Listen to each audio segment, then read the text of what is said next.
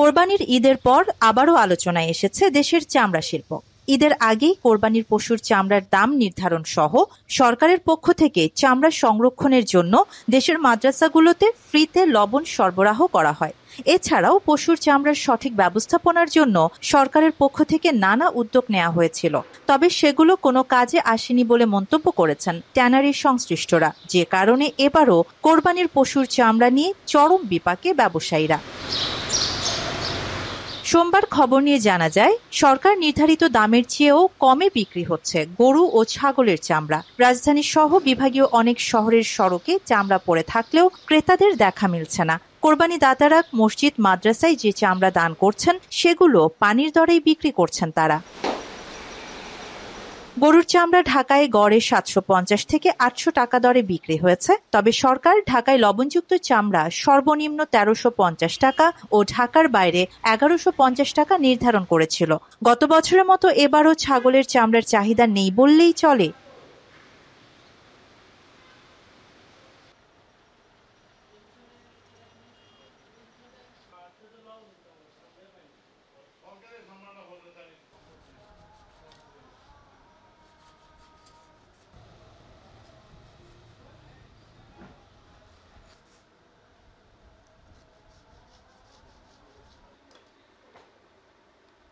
মূল সমস্যাটাই হলো বিক্রি। আমাদের বিক্রির জায়গাটা একমাত্র চাইনিজ মার্কেট।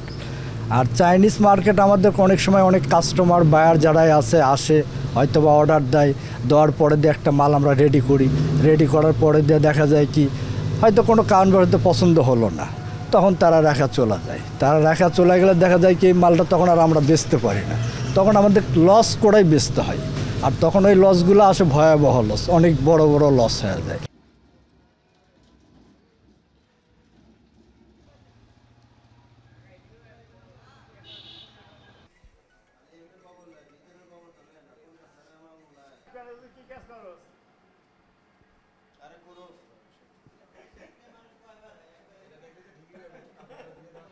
আর ছাগলের চামড়া কেনায় ব্যবসায়ীদের কোনো আগ্রহ নেই বলেই জানা গেছে।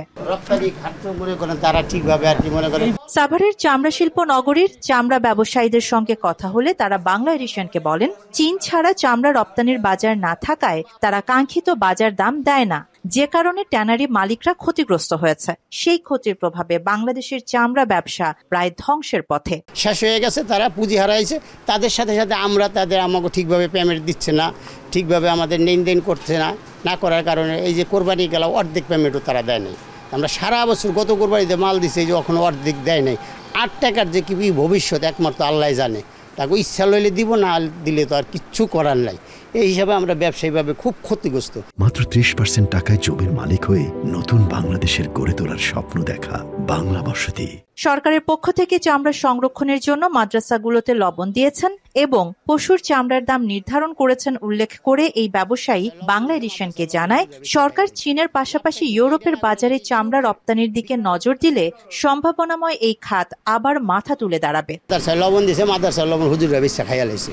লাভটা কি হলো? এইটা না করে যদি ইউরোপের বিক্রিটা আমাদের দেশে মনে করে চামড়া রপ্তানিটা ইউরোপের দিকে করে, তাই আর ট্যানারি মালিকরাও ক্ষতিগ্রস্ত হইতো না, আমরাও ক্ষতিগ্রস্ত হইতাম না। আমরা মনে করেন এইভাবে হয়ে গেছে, এককালে ব্যবসা করতে করতে করতে করতে আর মানুষের পুঁজি বাড়ে, আর আমাদের চামড়া শিল্প আস্তে আস্তে ধ্বংস হয়ে গেছে। একটা সিপিটির দরকার সরকারের।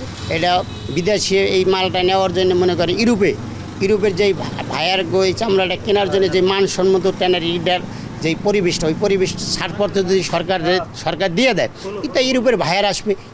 ইউরোপের ভায়ার আসলেই এই বাজারটা আস্তে আস্তে আস্তে মনে করেন উন্নতি হবে, ভালো হবে। চামড়া শিল্পের উপর চীন একচ্ছত্র নিয়ন্ত্রণ নিয়ে বাংলাদেশের চামড়া শিল্পকে দারুণভাবে ক্ষতিগ্রস্ত করেছে বলে দাবি করেন চামড়া শিল্পের সঙ্গে জড়িতরা। খারাপ হয়েছে করে রাইখা চলে যাওয়া অনেক সময়, এরপর এরা যুক্তি করা হয়েছে করে আরগুলো ফাটা স্টক লট হিসেবে কেনার জন্য এই সিস্টেমে যাইয়া ব্যবসাগুলোর পুরাই ধ্বংস করে দিচ্ছে। কথা বুঝছি না। এখন ছোটোখাটো শিপার আছে, ট্যানারি মালিকেরা আছে, এরা সবাই ধরা এই ব্যবসা করি। প্রতি বছরে লস খাইতে খাইতে বহুত লোকে না কইয়া চলে যেতেছে, লক্ষ লক্ষ টাকা কোটি কোটি টাকা দেনা হইয়া চুরি করে দেয় যেতেছে।